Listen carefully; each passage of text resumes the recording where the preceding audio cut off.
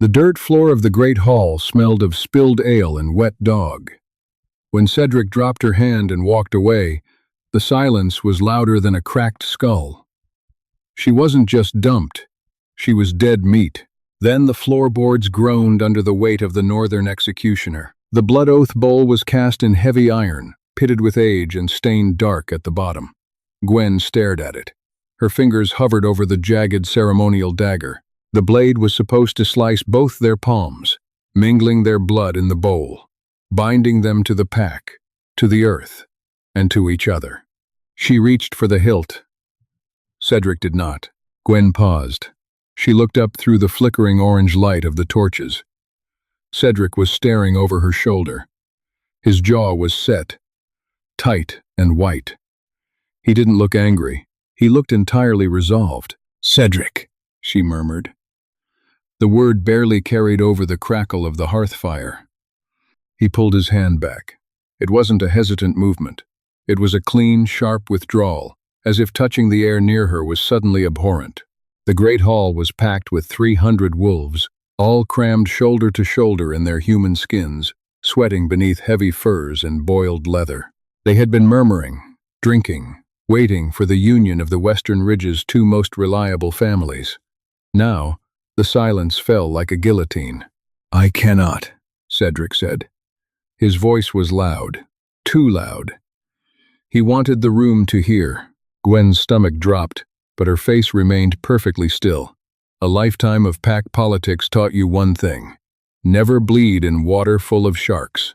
"We agreed," she whispered, keeping her voice low. "I agreed to mate a woman who could strengthen my flank," Cedric replied, his tone conversational, as if they were discussing the price of winter wheat. "Your father died 3 days ago, Gwen. Your brothers are gone. You hold no land. You hold no blade. You are a mouth to feed." He didn't hate her. That was the worst part. If he hated her, there would be passion in it. This was pure, unadulterated arithmetic. He was cutting his losses. Alden, the pack alpha, stepped out from the shadows of the dais. He was an old man, gray-muzzled and thick-waisted, wrapped in a massive bear hide. He looked from Cedric to Gwen, his heavy brows pulling together. "The ceremony is called. The moon is high. You break an oath, boy." "An oath unbled is an oath unbound," Cedric recited the old law. He turned away from Gwen entirely, facing the alpha. "I claim Lyra of the river basin." A murmur ripped through the hall. Lyra. Of course. Her family controlled the southern fishing rights. She had 4 brothers, all large, all violent, all loyal. Lyra stepped out from the crowd. She didn't look at Gwen. She just looked at Cedric, a small, triumphant smile playing at the corner of her mouth. Gwen stood alone at the altar. Her ceremonial dress, spun from thin white wool, offered no protection against the sudden, biting draft, creeping through the cracks in the stone walls. She felt nothing at first, just a strange ringing hollowness in her ears. She wasn't stupid. She knew what this meant. A female left at the mating altar was tainted. Unlucky. Broken goods. No one else would step forward to claim her tonight. To do so would be to accept Cedric's table scraps, an insult to any proud wolf's ego. Tomorrow, she would be stripped of her family's remaining quarters. By nightfall, she would be sent to the wash troughs. She would spend the rest of her short, brutal life, scrubbing blood out of hunting tunics, sleeping on straw, eating the gristle left behind by the hunters. "Step down, Gwendolyn," Alden commanded. His voice held a trace of pity, which made Gwen want to vomit. The altar must be cleared. The ceremony continues. She didn't cry. She didn't scream. The cynical, exhausted part of her brain simply calculated the steps back to her seat. Right foot, left foot, keep your chin level. She turned. The crowd parted for her, but they didn't look at her. They looked at the floor, or the ceiling, or their boots. She was a ghost, walking among the living. She stepped off the dais. The cold stone bit through her thin leather soles. She found a spot near the back wall, by the heavy oak doors, standing in the shadows. She watched Cedric slice his palm. She watched Lyra do the same. She watched their blood mix. It was over. Her life, as she knew it, was effectively over. She crossed her arms, shivering in the damp chill of the hall, trying to figure out if she could steal a horse before dawn. Alden raised the iron bowl, blessing the new union. The crowd roared, a guttural, half-feral sound of approval. Ale was poured. The musicians struck up a heavy, thumping rhythm on the skin drums. "Quiet," a voice rasped. It wasn't a shout. It didn't need to be. The sound was like two grinding stones echoing from the far corner of the room. The drums faltered. The cheering died. From the darkest corner of the great hall, a figure detached itself from the shadows. Gwen felt the hair on her arms stand up. Every wolf in the room stiffened. It was a biological reaction, an involuntary submission to something deeply, dangerously predatory. It was Bram. Nobody talked to Bram. He was a border hound. He lived up in the Frost Pass, a desolate stretch of rock and ice that served as the pack's only defense against the feral, rogue packs of the deep north. He wasn't invited to feasts. He wasn't considered part of polite pack society.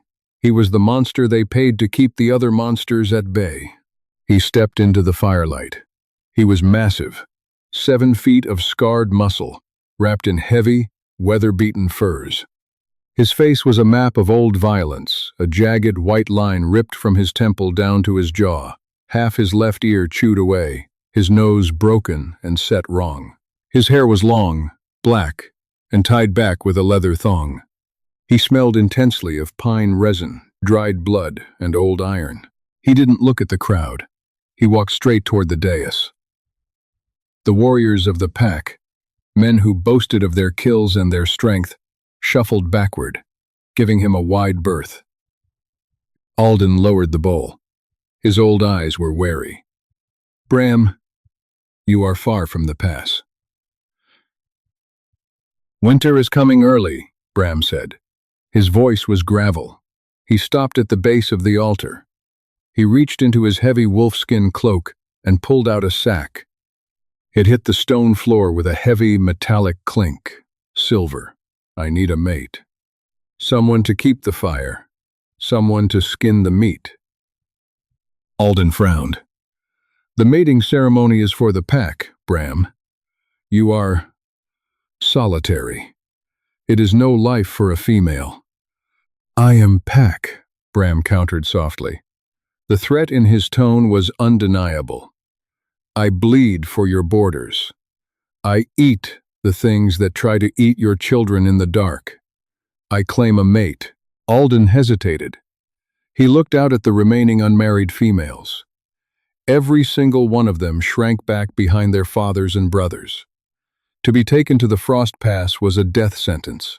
It meant isolation, freezing temperatures, and living with a half-feral killer. "Who do you claim?" Alden asked slowly. Bram didn't scan the room. He didn't weigh his options. He turned his heavy, dark eyes directly to the back of the hall. He looked straight at Gwen. "Here." The word dropped like an anvil. Gwen stopped breathing. Cedric, who had been standing proudly beside his new mate, actually laughed. It was a nervous, sharp sound. "You want the leftover? Be my guest, wild man." Bram didn't even look at Cedric. He just kept his eyes on Gwen. "Come here," he said. Gwen's mind raced.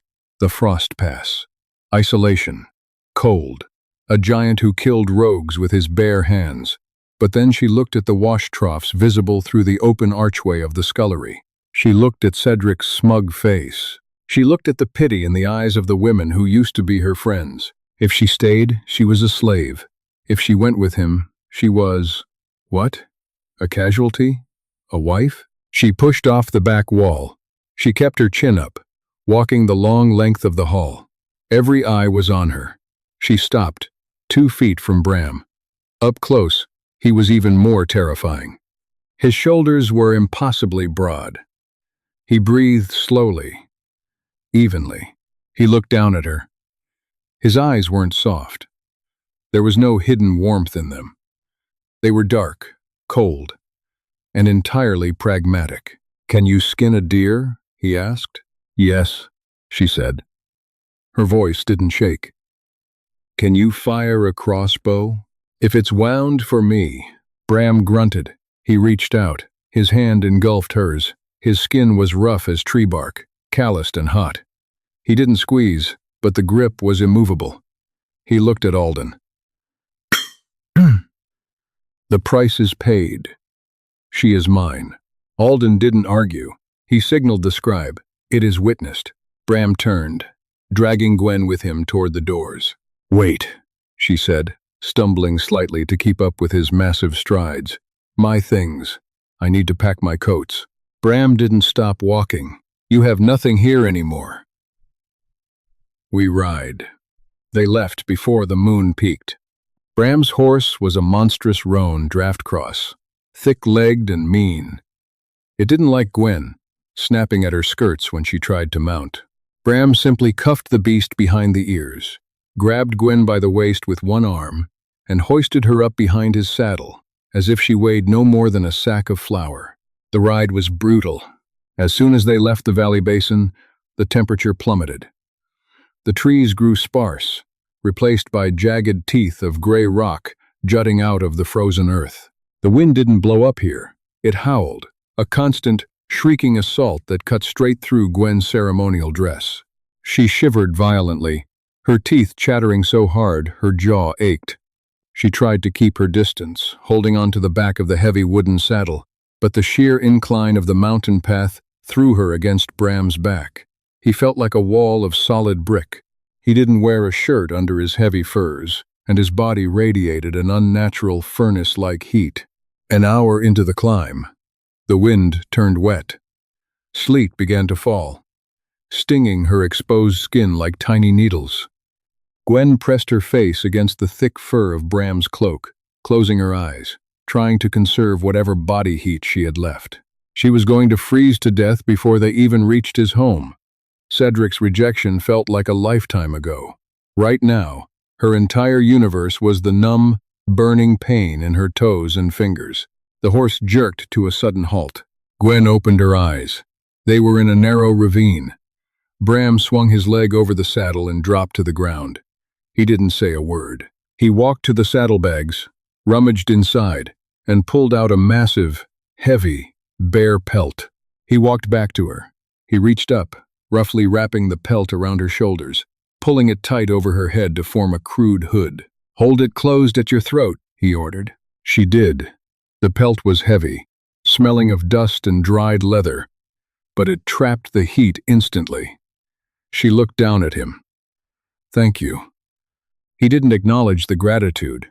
He just swung back onto the horse, settling in front of her. "Keep your hands inside the fur. If you lose fingers to the frost, you're useless to me." The transaction was clear. She was a tool, an asset to be maintained. Strange as it was, it brought Gwen a bizarre sense of comfort. There were no false pretenses here, no flowery promises of love that could be broken at a whim. There was only survival. They rode for another 3 hours, climbing higher into the desolate peaks. The sleet turned to heavy snow. Just as Gwen felt she couldn't stay upright any longer, a shadow loomed out of the whiteout. It was an old watchtower, built into the side of a sheer cliff. The stone was black and weather-beaten, the timber roof patched and crude. There were no neighboring cottages, no village square, just this grim, solitary spike against the sky. Bram stopped the horse and pulled her down. Her legs were so numb she collapsed the moment her boots hit the frozen dirt. She expected him to drag her up, to bark an order. Instead, he simply hooked an arm under her armpit, hauled her upright, and carried most of her weight as he kicked the heavy oak door open. Inside, it was pitch black and freezing. He dropped her unceremoniously onto a wooden bench near the door. He walked into the dark. She heard the strike of flint. Once, twice. A spark caught. A massive stone hearth dominated the far wall. As the fire breathed to life, it cast long, dancing shadows across the room. It was sparsely furnished. A heavy oak table, a rack of brutal-looking weapons, broadswords, axes, a heavy crossbow, piles of cured skins in the corners, and one bed, a large, wooden frame, piled high, with furs in the alcove. Gwen stared at the bed. Her heart gave a slow, heavy thump against her ribs. She was his mate, by pack law. He had paid for her.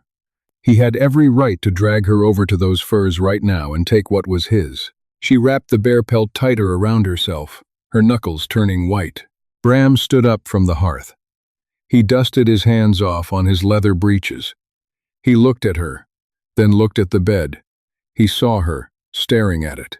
He walked toward her. Gwen forced herself not to flinch. She locked her jaw. Don't show fear. Wolves punish fear. He stopped in front of her. He reached down to his belt. He drew a long, viciously sharp hunting knife. Gwen stopped breathing. Bram flipped the knife, catching it by the blade, and offered the hilt to her. "There's a haunch of venison hanging in the larder through that archway," he said, his voice flat. "Cut 2 steaks, thick ones. Leave the fat on." Gwen stared at the knife, then up at his scarred face. "You want me to cook? I bought a mate to keep the fire and prep the meat," he said, turning away from her to unbuckle his heavy sword belt. "I have perimeters to check. The snowfall covers tracks. Rogues use it to move close." He walked to the door, pulling his heavy cloak tighter. He paused with his hand on the iron latch. He looked back at her over his massive shoulder. "Why you?" he asked. It wasn't a question he expected an answer to. He was answering the unspoken question in her eyes. "You didn't cry when the boy dropped your hand. You didn't beg the alpha. A crying woman dies up here. A quiet one might live. Have the meat ready when I get back." The door slammed shut, taking the howling wind with it. Gwen sat alone in the massive, quiet stone room. The fire crackled, spitting sap.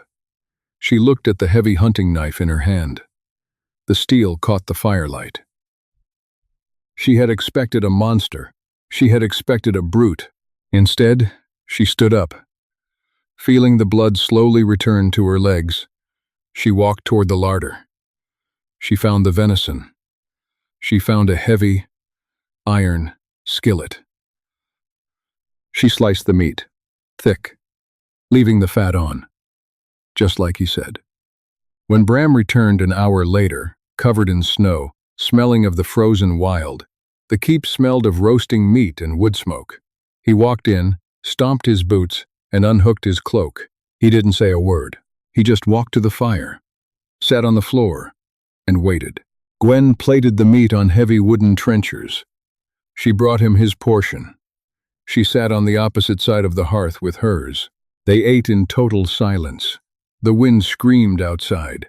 The fire roared inside. He didn't touch her. He didn't look at her with hunger. He looked at the fire. When he was done, he set the trencher aside, stretched his massive legs out, and closed his eyes. "The bed is yours," he murmured, his voice heavy with exhaustion. "I sleep by the door." Gwen looked at the bed, then at the giant of a man who had just spent his life savings to buy a woman he had no intention of using. She took a bite of her food. It was tough, salty, and tasted like ash. It was the best thing she had ever eaten. The first month at the edge of the world did not break her. It simply froze the weaker parts of her until they snapped off. Gwen's hands, once soft from spinning fine wool in the western ridge, grew thick with calluses. The skin cracked around her knuckles, bleeding into the wash water, until the cold hardened the scars into tough leather. She learned the brutal, unforgiving rhythm of the frost pass. They lived by 3 unspoken laws, carved into the daily routine. The hearth never dies. If the fire went out, the damp cold of the stone walls would seep into their bones within an hour. The door stays barred after twilight, no matter what sounded like a dying animal or a crying child outside. Silence is survival. Sound carried for miles over the ice fields. A dropped pot or a loud shout could draw starvation-mad rogues from the deep woods. Bram was a machine of a man. He left before dawn, returning long after dark. Sometimes he brought back a brace of frozen hares. Sometimes just the bitter scent of ozone and dried blood on his furs. He never asked about her day. She never asked about his patrol. Their coexistence was an intricate dance of avoidance. He took up an immense amount of space in the small watchtower, yet he moved with a terrifying, predatory silence. He slept by the heavy oak door, his massive frame wrapped in the bare pelt, a broadsword always within an inch of his fingers. Gwen slept in the furs of the alcove bed. She slept deeply, exhausted by the sheer physical labor of hacking firewood and hauling snowmelt, but she always woke the moment the iron latch lifted in the mornings. It was on the 32nd day that the routine shattered. The wind was screaming outside, throwing fistfuls of sleet against the timber roof. Gwen was sitting cross-legged by the hearth, struggling to wind the heavy steel crank of the crossbow. Bram had handed it to her a week ago without a word, simply pointing to a knot in the doorframe. She had spent hours trying to master the sheer mechanical violence of the weapon. The door crashed open. The wind howled into the room, blowing the fire sideways. Bram stumbled through the frame. He didn't carry his usual heavy grace. He hit the stone floor hard, his knee buckling. He slammed the door shut behind him, dropping the iron bar into place with a resounding clang, and leaned his back against the wood. He was bleeding, badly. 3 massive, ragged tears ripped through the boiled leather of his chest piece, stretching from his collarbone down to his ribs. The blood wasn't the clean, bright red of a fresh cut. It was thick, dark, and already freezing into black icicles against his skin. Gwen dropped the crossbow. "You're hit." "Feral," Bram grunted, his breath coming in shallow, ragged rasps. "A scout. Big bastard. Starving." He pushed off the door, taking 2 heavy steps toward the fire before his leg gave out entirely. He collapsed onto the wooden bench, his massive chest heaving. The stench of wet dog, rotten meat, and copper filled the room. It was the smell of the rogue. Gwen didn't panic. Panic was a luxury for women who had brothers to protect them. She moved. She grabbed the heavy iron kettle from the hook above the fire, swinging it over the hottest coals. She ran to her supply chest, digging out the thickest needle she could find and a spool of waxed linen thread. "Get the armor off," she ordered. Bram looked up at her through a veil of sweat and tangled black hair. His dark eyes were glassy with pain, but a flicker of surprise crossed his face. He didn't argue. His thick fingers fumbled with the heavy brass buckles of his leather rig. They were slick with blood and wouldn't catch. "Move your hands," Gwen snapped, stepping between his knees. She didn't wait for permission. She slapped his hands away and gripped the buckles. Up close, the damage was horrific. The feral had nearly gutted him. The muscle was laid open to the bone, pulsing with an angry, sluggish rhythm. She unfastened the straps and peeled the stiff, blood-soaked leather off his shoulders. It hit the floor with a wet slap. "Drink," she said, shoving a skin of harsh mountain rye into his good hand. Bram took a long, deep pull. He didn't cough. He just closed his eyes and leaned his head back against the stone wall. "It burns." "Wolf venom," Gwen said grimly. Feral wolves carried a rotting bacteria in their claws. A regular man would be dead in an hour. Even a shifter's rapid healing couldn't fight it off without help. It would fester, trapping the poison inside the closed wound. She carried a bowl of boiling water over. She grabbed a clean rag and poured a splash of the rye into the water. "This is going to hurt," she warned. "Do it." She pressed the scalding rag directly into the open wounds. Bram's entire body went rigid. His jaw locked with a sound like grinding stones. The muscles in his neck strained until they looked like thick ropes under his skin. But he didn't scream. He didn't even groan. He just breathed out forcefully through his nose, his massive hands gripping the edges of the wooden bench so hard the timber splintered. Gwen scrubbed the filth from the torn flesh. The water in the bowl turned pitch black. She didn't look at his face. She kept her eyes locked on the task, shutting out the sheer size of him, the sheer danger of having her hands inside the guard of an injured apex predator. When the wounds were clean of debris, she threaded the needle. "Hold still," she muttered. She pushed the steel through his tough, leathery skin. It was like sewing canvas. She had to wrap the thread around her wrist to get enough leverage to pull the edges of the wound together. For an hour, the only sounds in the keep were the snapping of the fire, the howling wind, and the wet, tight pull of the waxed thread. "You don't flinch," Bram rumbled quietly. His voice was hoarse. Gwen tied off a knot and snipped the thread with a small blade. "I grew up patching hunting hounds. They bite less than you do, Gwen." A short, gruff sound vibrated in Bram's chest. It took Gwen a second to realize it was a chuckle. "Why are you out here, Bram?" she asked. She kept her eyes on her work, starting the second jagged tear. "You fought for the pack. You bled for them. They exiled you to a frozen rock." Bram's chest rose and fell slowly. The rye was dulling the immediate agony, softening the hard edges of his guard. "I didn't fit. Nobody fits perfectly. You adapt. I killed the previous Alpha's son," he stated flatly. Gwen's hand stopped. The needle hovered over his skin. She looked up at his face. His dark eyes were clear now, pinning her to the spot.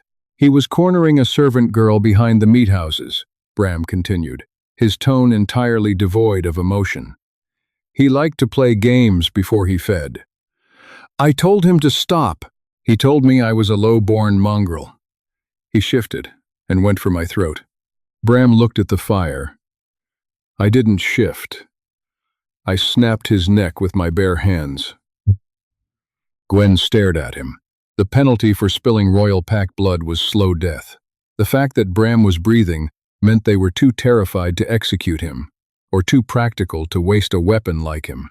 They gave him the frost pass, a slow death by isolation. She looked back down at the wound. She pushed the needle through again, pulling it tight. "Cedric broke my oath because I had no brothers to protect my back," Gwen said softly, her voice barely carrying over the wind. "He said I was a mouth to feed, an arithmetic error." Bram looked down at her hands, bloody and covered in his gore, moving with steady, relentless precision. "Cedric is a fool who measures wealth in cattle. He wouldn't last a night up here." Gwen tied off the final knot. She wiped the excess blood away with the rag. "He wouldn't." She stepped back, her knees suddenly weak. The adrenaline was leaving her system, replaced by a hollow exhaustion. Bram looked down at his chest. 3 neat, brutal lines of black stitches tracked across his muscle. It wasn't pretty, but it would hold. He looked up at her. For the first time since he pointed at her in the great hall, there was a shift in his eyes. The cold pragmatism cracked. He saw her. Not a tool, not a cook, a survivor. "The scout wasn't alone," Bram said quietly. "They're massing at the tree line. The storm drove them out of the deep north. They smell the smoke. They know we're here." Gwen felt a cold dread settle in her stomach, entirely different from the chill of the room. "How many?" "Too many for one man to hold off," Bram said. He reached down and picked up the heavy crossbow she had dropped. He held it out to her, whined the crank. The assault didn't announce itself with a theatrical howl or a battle cry.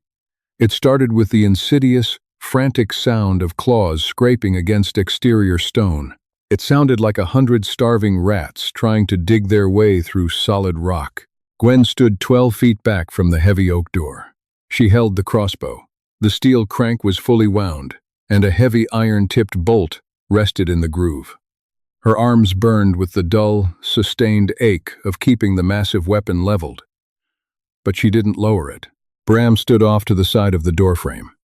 He was stripped to the waist, the fresh black stitches stark and tight against his pale, scarred skin.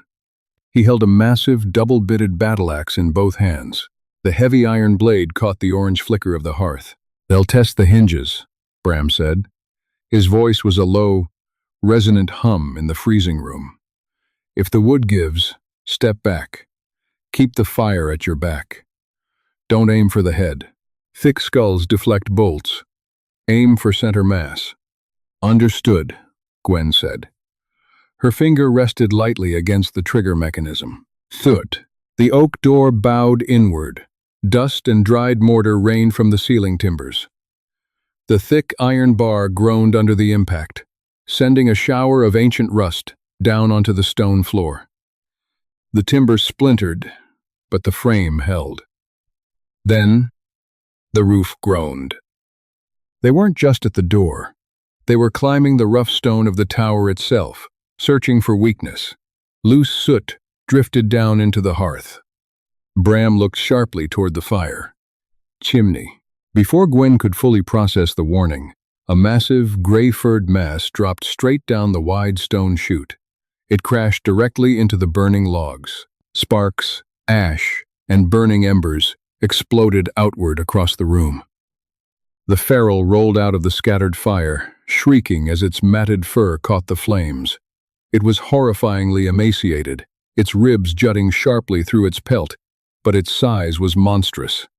It scrambled upright and locked its crazed yellow eyes on Gwen, its jaw unhinged, thick strings of frozen saliva dripping onto the floor. It lunged. Gwen didn't think. Thought was a luxury that got people killed in the borderlands. Instinct took over. She tucked the heavy wooden stock hard against her shoulder and squeezed the trigger.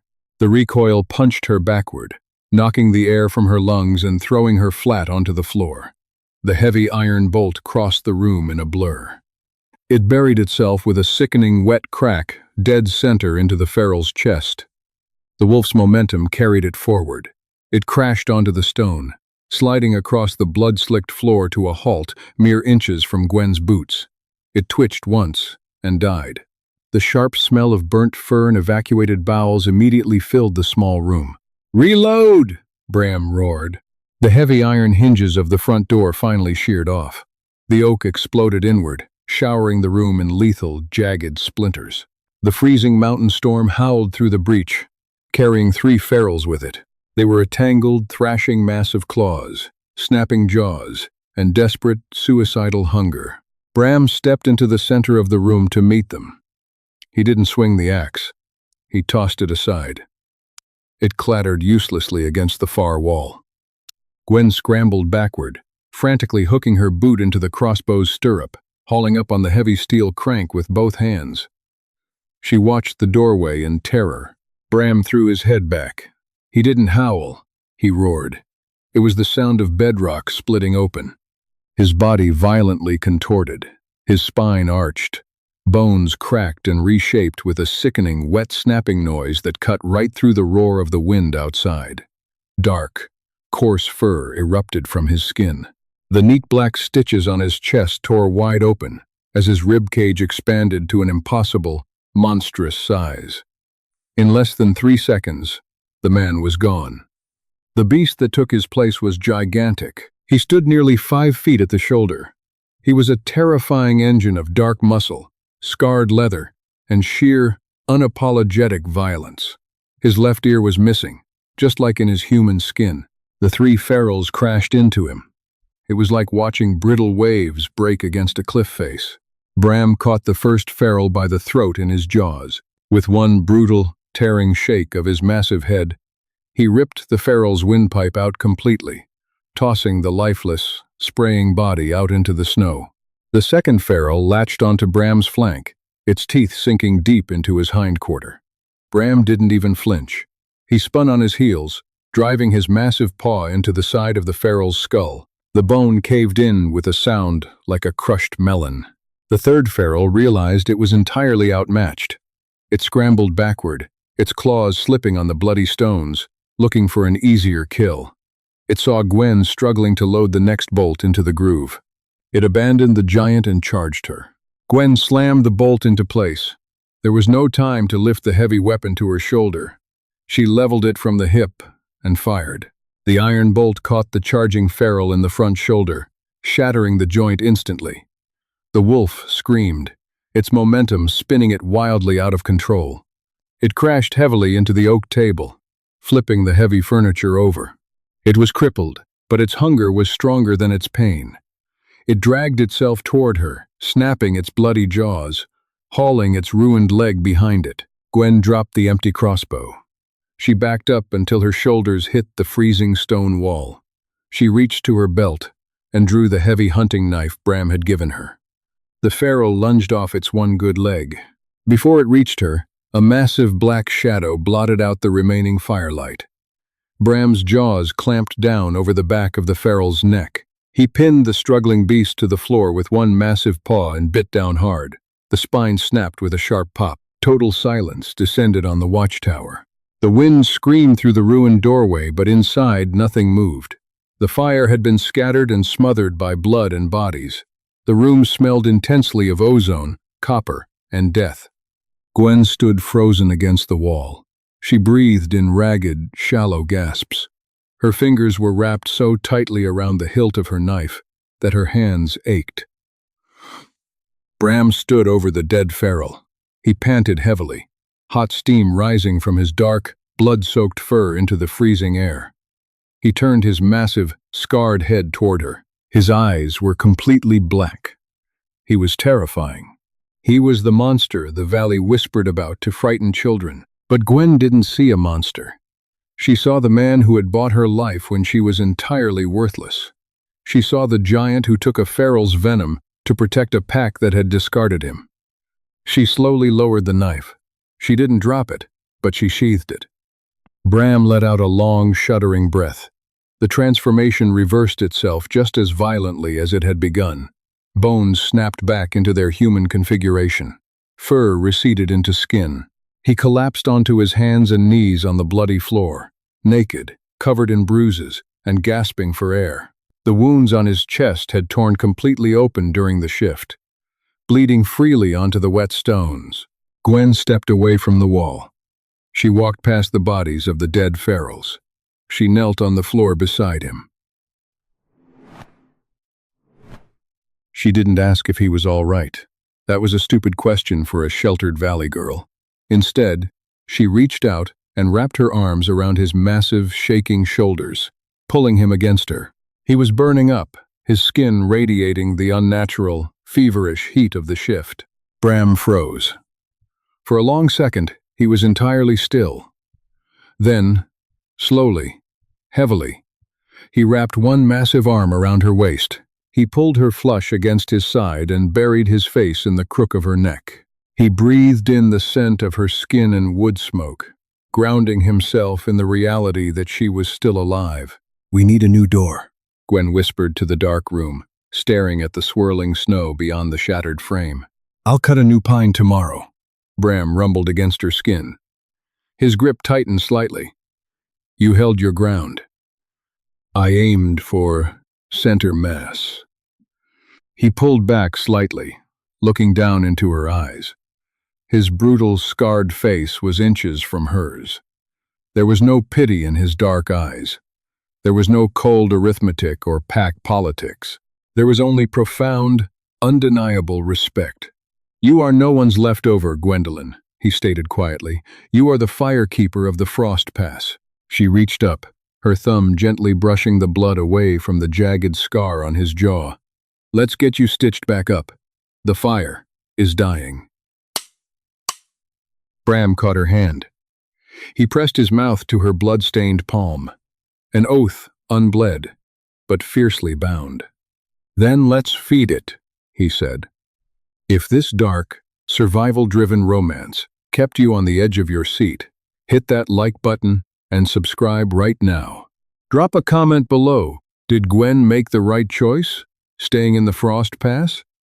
Or should they take the fight back to Cedric's pack?